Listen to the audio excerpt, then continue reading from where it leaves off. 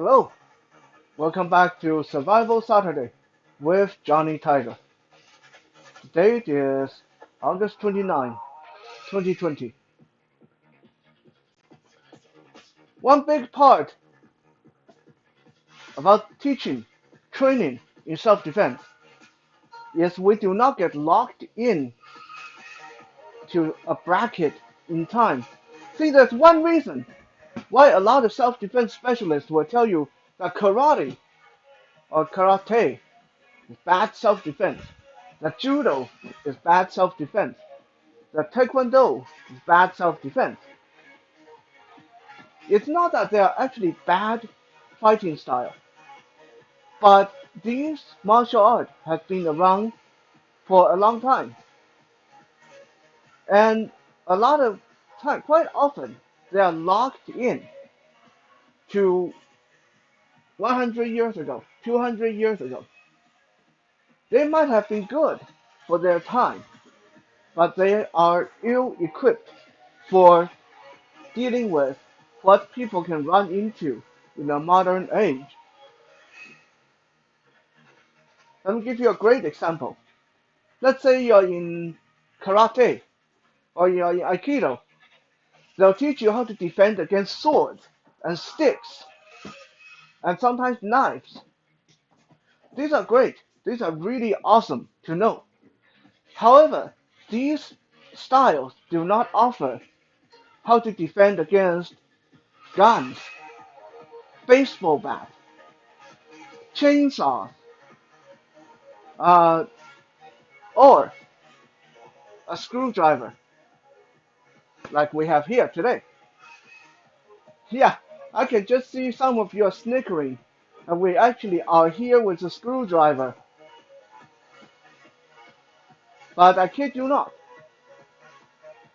about 3 years ago, local here in my city, there was a guy who within one day broke into 7 houses, held people hostage, robbed them, took their cars, violated women, and all he had was a screwdriver. He was armed with a screwdriver, and he was able to do that much damage in one day. And considering anyone can walk into a hardware store and buy a very long, very pointy screwdriver, it is something that more and more you may run into out there on the street. Well, you may say, well, yeah, but who walk around with a screwdriver in their pocket? I do. And if I do, I can almost guarantee you that some other people do, and some of them may not be very nice people. Well, a screwdriver is a great thing to have on your person, self-defense or otherwise. You never know when you actually have to grab something sharp to cut a duct tape. You never know when you need something to break a window with.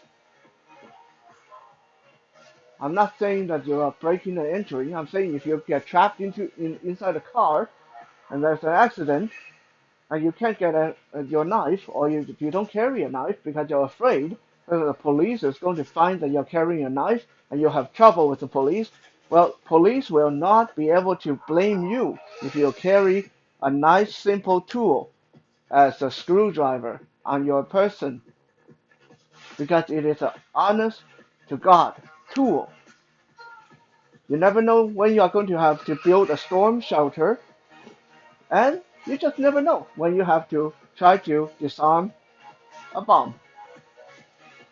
Well, okay, maybe that part is far-fetched, but you get my gist. A screwdriver is a very useful tool and perfectly legal to carry on your person. That is why people might carry one in their pocket. Before I go into defending against screwdriver, I want to talk about uh, application of using it in self-defense. And there's not much to it. When you really think about it, anything you do with a tactical pen, you can do with a screwdriver, even more. I can stab, I can slash with it, I can hit with it, I can slide my hand down the front end and use a heavy handle to hit the person in the face or in the elbow or on the wrist to deter anyone from attacking me. If I find myself behind the person, if I have control of the person, I can pull out my screwdriver and put it against their jugular. Right away, they are not sure what it is. They feel something sharp against their jugular. I have control of the situation. If the person is armed with something sharp, like a knife or a machete, I can lean the screwdriver against along my forearm, and this gives me a tiny little protection. It's a strip of metal that comes back along my forearm, and I can use my forearm to parry. Okay, it's less likely I'll get my arm cut off this way. So a screwdriver at the same time is an awesome tool, and it's an awesome self-defense tool. But that is not what we're concerned with today. Today we're concerned with what if someone like Bruce here come up armed with a screwdriver and start terrorizing, menacing people with it. How do we deal with something like this? I'm going to show you guys. There's a few interesting things you want to remember when dealing with attack with a screwdriver. Number one, never for one instant forget that it is not a knife. Very, very important. The moment you start to think that it's a knife, it's when you are going to get hurt or get killed. Keep in mind, this is a tool. This is not a knife. This is not a weapon. If you keep that in mind, then suddenly you'll find you're no longer as nervous, you're no longer as intimidated, and you can deal with something like this a lot easier.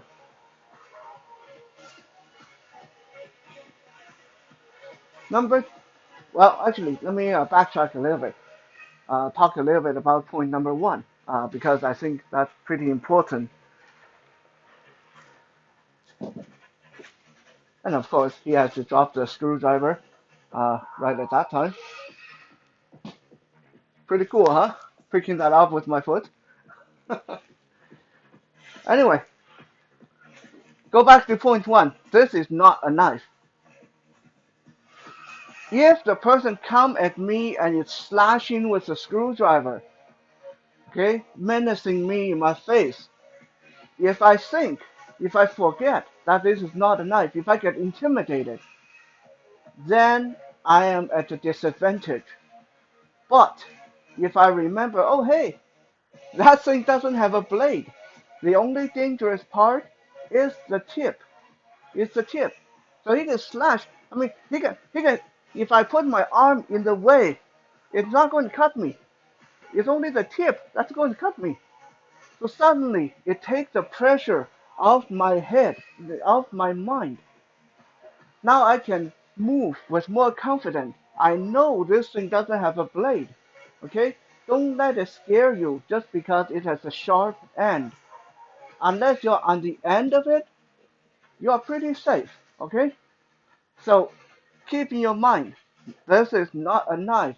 A person come rushing at you with this, you can grab the shaft and twist it into them and it drives the tip right into them. Okay? That's just one quick demonstration of what I would do. Someone come at me with that.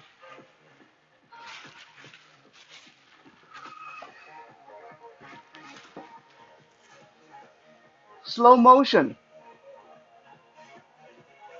With a knife, it's a lot trickier. If I think this was a knife, I'm going to be hesitating. I'm going to be trying to get the wrist, get the hand, and mess around with it, and probably get myself stabbed in the process. But if I remember this is just a screwdriver, the person come at me, I hit the shaft with the side of my hand and wrap my finger around it while I hit it. I drive in. The point go right into himself. Okay? No blame, no fear.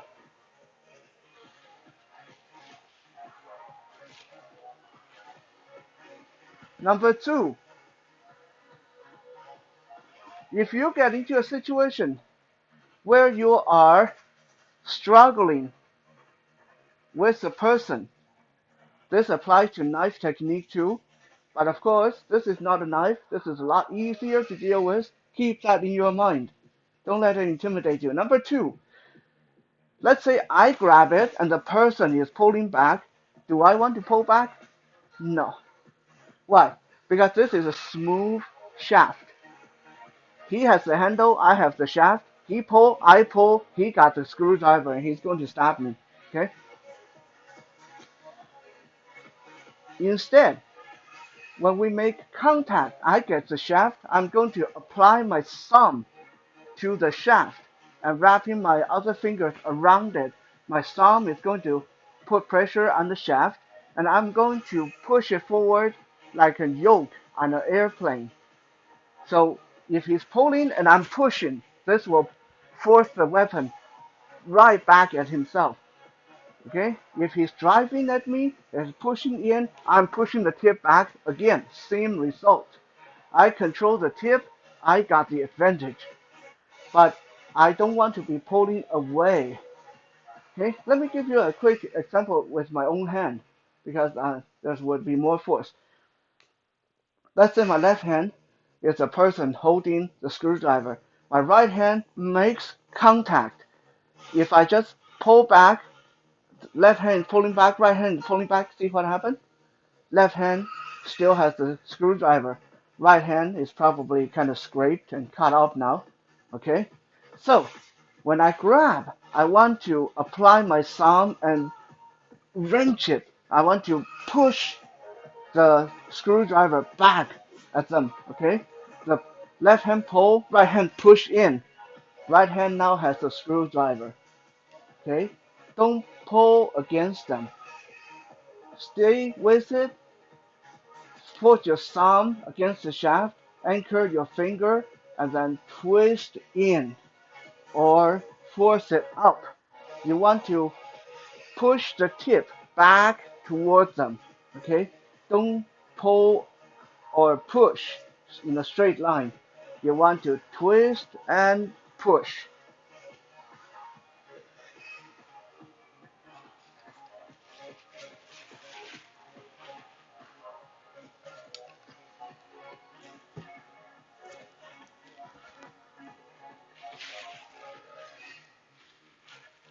Number three. So the person come at me with a screwdriver, but rather than coming forward at me, he's coming down at my head. He's swinging high and coming down at my head. Okay? In this case, just like a knife, but again, so much easier because this doesn't have a blade. With a knife, he swing down at me, I want to catch his wrist. I don't want to touch the blade. That put a lot of more difficulty into it. Okay? With a screwdriver, if he swing down at me, this is such a narrow point. All I have to do is move a little bit to one side, anchor my hand in between the screwdriver shaft and his hand. Okay? I'll trap this at my elbow. I'll trap the screwdriver and his hand at my elbow. And then I'm going to bring this down and pull him in and my free hand go to work on his face. Because this doesn't have a blade. Rule number one, this is not a knife. This doesn't have a blade. It gives me way more control than he thinks.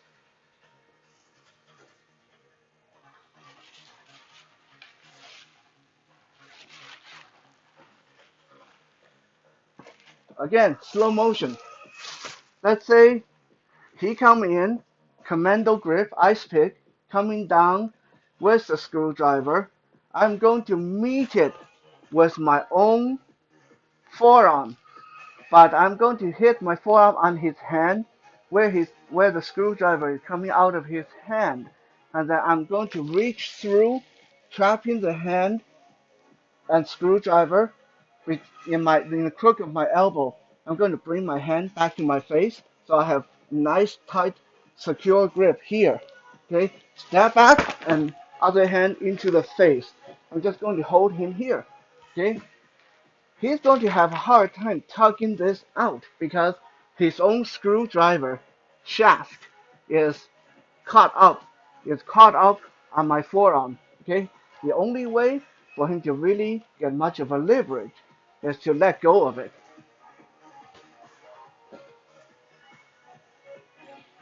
Number 5, last but not least. Again, this is very important. Same with any dealing with any knife. But this is not a knife. It doesn't have a blade. Rule number 1. Remember that. Don't let it intimidate you. Number 5. Let's say he stabbed in and I got a hold of it, but somehow I messed up my form and I'm unable to muscle it back toward him. Let's say this guy's super strong and he's forcing me back. Okay? All I have to remember is this is not a knife. It doesn't cut. It doesn't slice. Okay? The only sharp bit is at the tip, and even that is really not that sharp. So if I keep this screwdriver, this hand close to my body, to the side of my hip, I would even be comfortable enough to place the tip of his screwdriver against my waistband. Okay? I'm just going to clap this against the side of my body. He can push, he can pull, I'm just going to move with him. While I have this against my body, my other hand go to work on his face, tearing out his eyes, okay? As long as I keep this close to me, anchor this against my own body, he can't stab me. Because this was not made to be a weapon. This was a tool. So picking this as a weapon, does it work? Yes. Can it kill people? Yes. Can it hurt people? Definitely. But in the end, it's still just a tool. It was not made for combat. So if I anchor this, if I trap this, there's very little way for him to get this loose. Thank you for checking out today's Survival Saturday. We'll be back again tomorrow for Soul Search Sunday. For now, stay safe out there and have a good night.